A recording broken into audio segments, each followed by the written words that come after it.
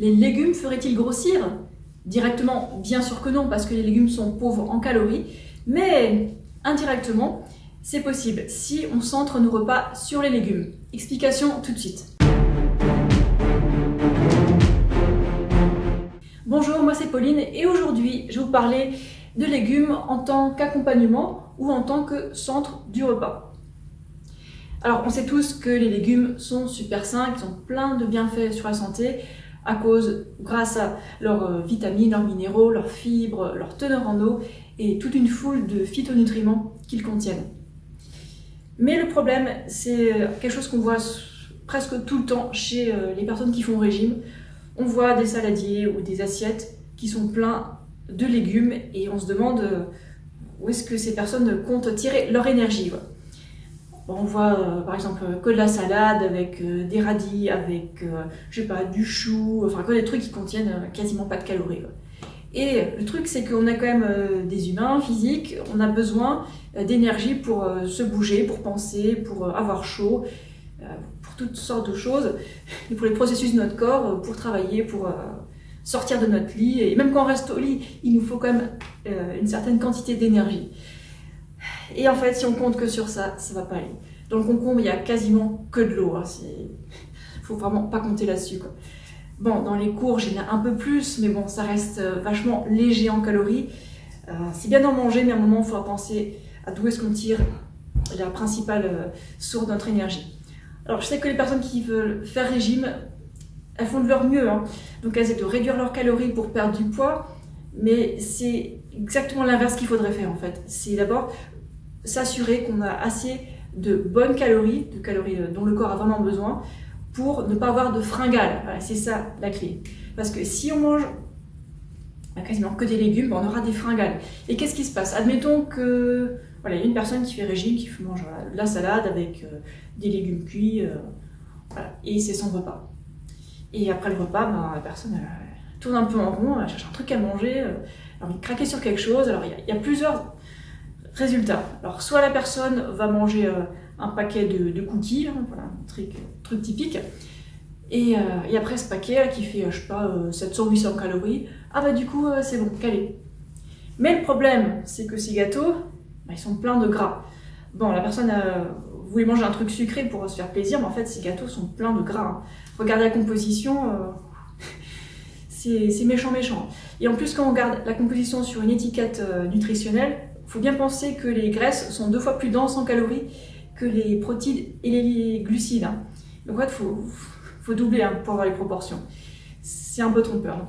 En tout cas, si on mange que des légumes et qu'on finit par manger plein de gâteaux, voilà. Échec total, quoi. En fait, ce qu'il faudrait faire, c'est autre chose. Donc passons au deuxième cas de figure. Alors la personne, après son repas de légumes, bon allez, je vais manger un truc encore. Bon, pas un dessert, mais autre chose. Alors hop, la personne se rue sur du fromage, et puis voilà. Et puis le fromage, ça remplit vite, hein. C'est blindé de graisse et de sel, hein. C'est que ça, c'est quasiment que ça le fromage, hein. Plein de gras et plein de sel. Il n'y a quasiment rien d'autre. Il y a 0 fibre. Et après la personne, après ce fromage, elle dit ok, c'est bon, j'ai eu assez, je peux passer à autre chose. On va se concentrer sur autre chose. Ou alors, autre cas de figure, la personne se rabat sur du pain, en admettant qu'il y ait du pain à disposition. Et après le pain, normalement, ça va mieux. Bon, après, il faut voir ce que la personne met sur le pain. C'est toujours ça qu'il faut voir, hein. Qu'est-ce qu'on mange avec les aliments qu'on accuse? Ça, c'est une grande question. Ou alors, autre cas de figure, la personne, dit j'en ai marre, j'ai mangé les féculents que je diabolise, et puis au moins, je pourrais fonctionner correctement pendant l'après-midi. Voilà. Ce sont juste des exemples, hein. Alors, les exemples que j'ai donnés au début, c'est ce qui arrive très souvent, et c'est pas idéal du tout. Parce que se ruer sur des gâteaux gras, ou alors se ruer sur du fromage, c'est en fait ce qui va nous faire garder la graisse sur notre corps. Le moindre excès de graisse qu'on mange, ça va être la graisse qu'on va stocker sur les hanches, partout en fait. Alors que si on mange un excès de féculents, les calories supplémentaires de glucides principalement et un peu de protéines, ça va beaucoup plus pardonner que les excès de graisse. Mais bon, ça c'est encore un autre sujet. En tout cas, ce qu'il faudrait faire, là, on vient à ça. Ça, c'est pour accompagner. Alors, on y pense après. Une fois qu'on a fait de une fois qu'on a pris la place dans l'assiette pour le principal. Alors c'est quoi le principal? Parce que nos ancêtres mangeaient, ce qui faisait des réserves. Ils avaient tout compris, hein. Des pommes de terre, hein. Ou alors des haricots. Voilà, ça c'est des calories claires. Ou des pâtes. Ah, c'est selon votre préférence, les féculents que vous préférez, du moment que vous ne mettez pas une tonne de graisse dessus. Ouais. Ou alors, si vous aimez bien les bananes, ben ouais, des bananes bien tachetées, bon ça là il faut qu'elles nourrissent encore un petit peu. Voilà, donc ça ferait un minimum pour un repas, pour ceux qui aiment bien manger beaucoup. Ou alors en ce moment, ah, ça c'est ma récolte sauvage, bah ouais, des raisins, autant de raisins qu'on veut. Voilà. Et une fois qu'on a mangé vraiment je sais pas, peut-être la moitié de ce bac là, ben ça fait un repas et après on est satisfait. Et puis, sinon pour les trucs plus concentrés, bah ouais, des fruits secs, là c'est des figues séchées. Et une fois que l'assiette est bien remplie avec ces féculents ou ces fruits, mais pensez surtout aux féculents, c'est plus facile, et ben ensuite vous pouvez peut-être ajouter des légumes autour. Voilà, pour les vitamines, pour les minéraux, hein, pour les fibres. Et puis voilà. Donc si vous aimez bien le riz blanc, bah c'est pas grave, mangez-en. Vous aurez de toute façon assez de fibres avec les légumes que vous mangez à côté, hein, relax. Et en tout cas les légumes, peut-être qu'il n'y en a que 3 que vous aimez sur les centaines de légumes qui existent, bah c'est pas grave, mangez ceux que vous aimez, et puis goûtez de temps en temps des nouvelles variétés, et relax. Il n'y a pas besoin de manger des tonnes de légumes pour perdre du poids. En fait, ce qui se passe, si vous mangez des féculents plutôt que du fromage, vous pourrez manger de plus grandes quantités, des plus grands volumes. Parce que les féculents, bah, ils sont moins denses en calories que les trucs gras denses comme le fromage. Quoi.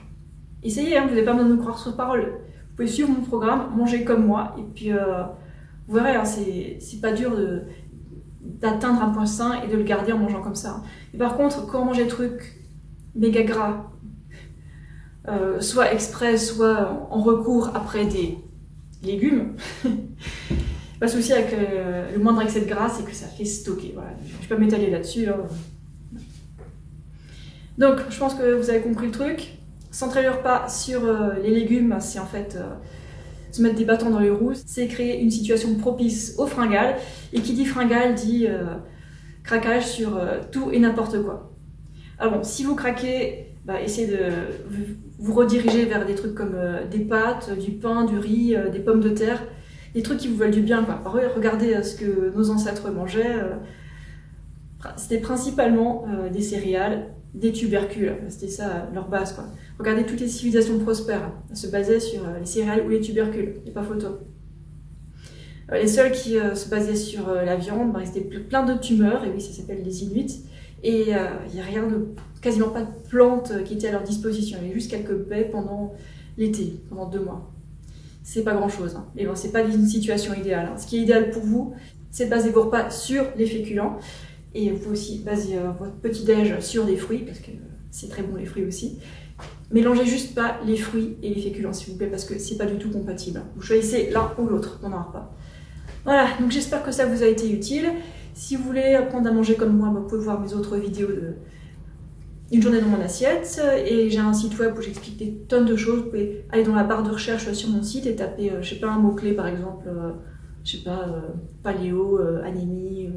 J'ai traduit des articles, mais aussi écrit d'autres. Et vous tomberez sur des trucs sourcés et qui fonctionnent. Voilà. Alors pourquoi je dis que ça fonctionne? Parce que j'ai fait mes recherches depuis presque 10 ans maintenant. Et je mange aussi comme ça depuis 10 ans. Et voilà, je galère pas avec le poids, c'est facile. Et en fait, la majorité du temps, je fais des excès caloriques. Et vu que c'est des excès de glucides, ben, c'est pas grave, c'est éliminé sous forme de thermogénèse ou voire dans les urines. Enfin bref, si le contenu de cette vidéo vous a été utile, pensez à laisser un petit pouce vers le haut, à vous abonner. Et je prépare d'autres vidéos prochainement avec des exemples de repas et tout. Allez, ciao!